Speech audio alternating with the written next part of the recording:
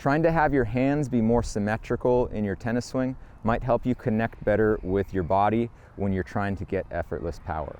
If you can think about having your hands be palms up away from you, imagine that you're pushing against something, or even if you were leaning against a wall and you're just supporting yourself with your arm right here, so you're pushing away. So when we are doing our tennis swing, we're going to be trying to be hitting out in front of us. So we're not having our hand turned away or the palm pointing in. We're always having the palm look away from us.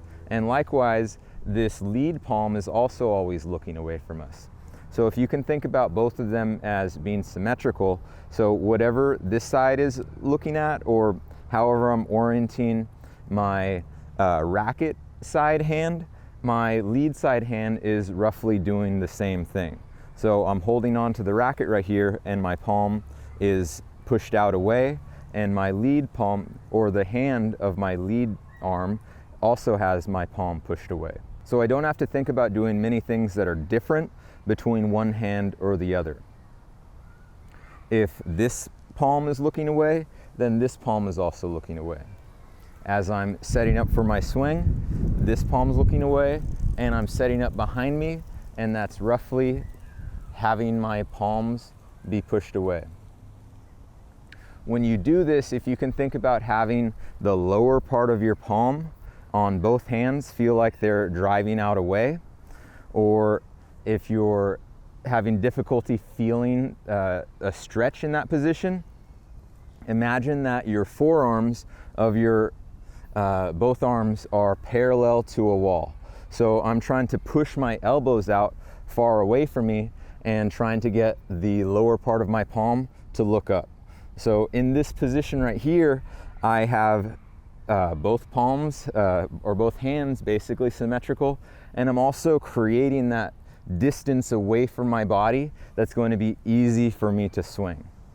From that position, it's also tapping into the serratus anterior, which is the muscle that is sometimes called the Batman muscle when you see the ribs, but it's more commonly known as the big swing muscle or the boxer's muscle.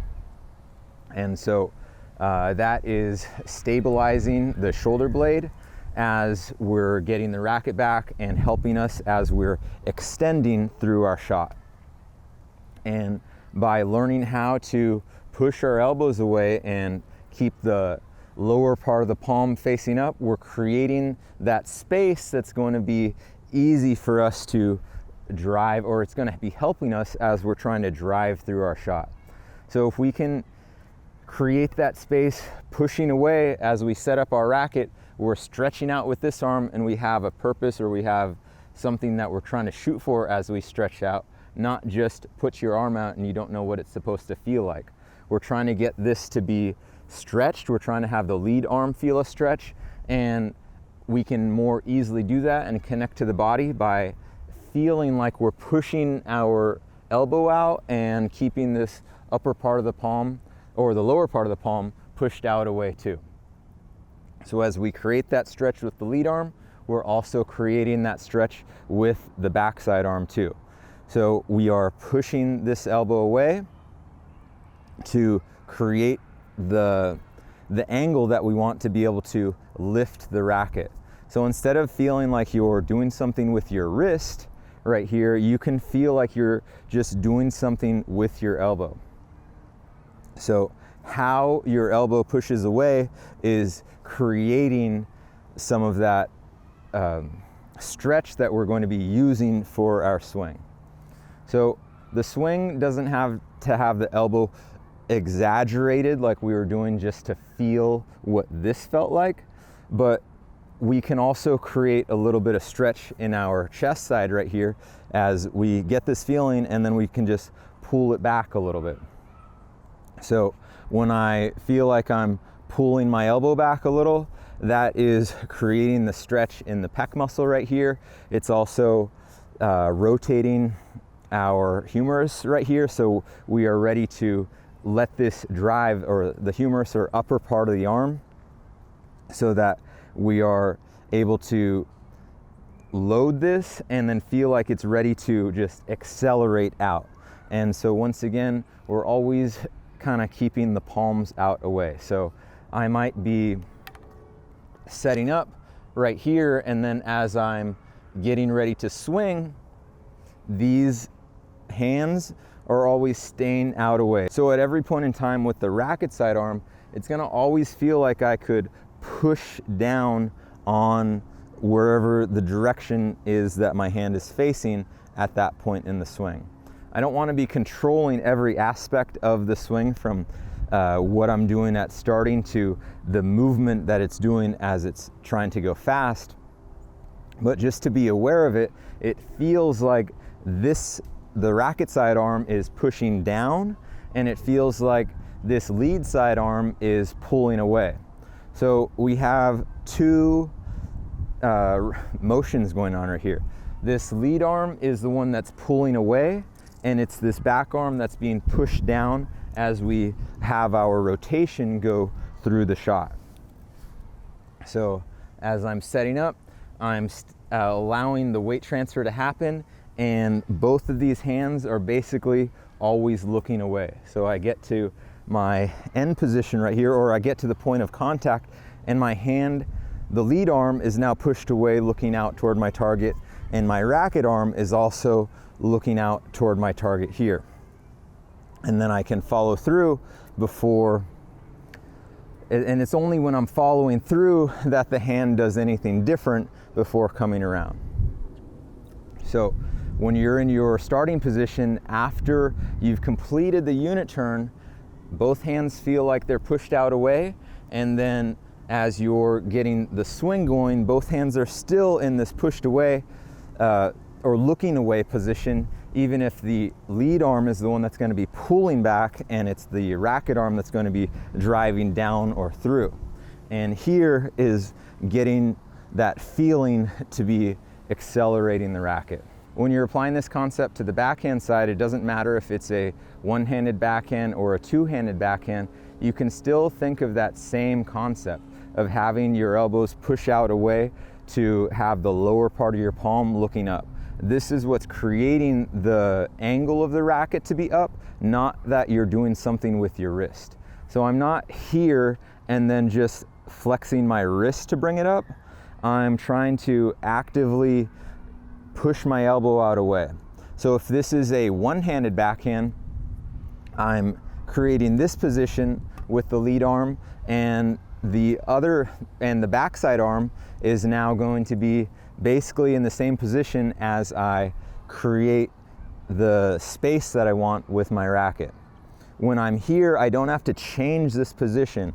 I want the racket to be connected with the body, and the more that I feel like the lower part of my palm is pushing up, that gets that feeling. Even when I'm driving down through it, I'm never losing connection with my body. Once this starts to break and loosen, then I don't have connection with the arm to what my body's doing, and it feels like I just want to push it.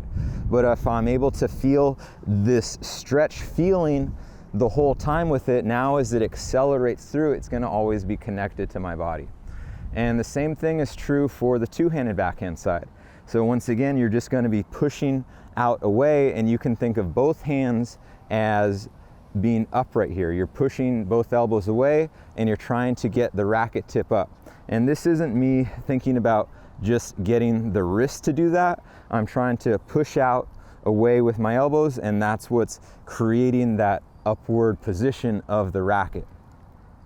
From here, it's creating more tension in the lead side arm especially, so that when I start the swing, it's already primed or ready to be pulled as my body is transferring the weight and driving through the shot.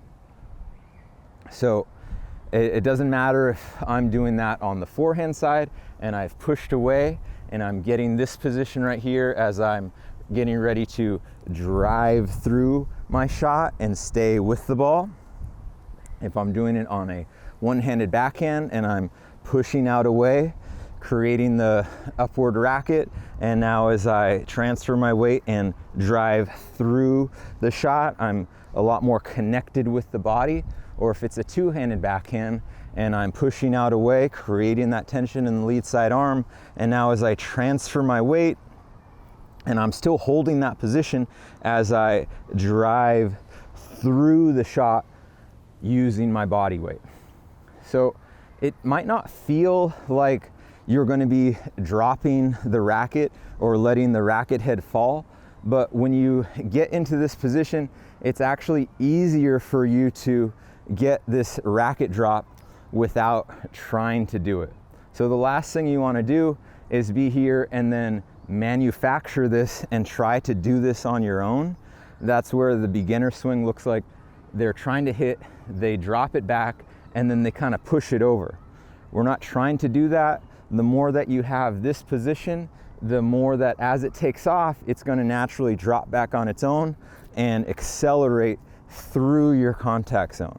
So it's here and then it drops back on its own. You're going to be able to get that feeling when you push out away, whether it's a forehand or whether it's a one-handed backhand or a two-handed backhand. You'll probably get much more lag easily without having to try for it. If you like this comment, make sure to like. If you like this video, make sure to like, comment, and subscribe.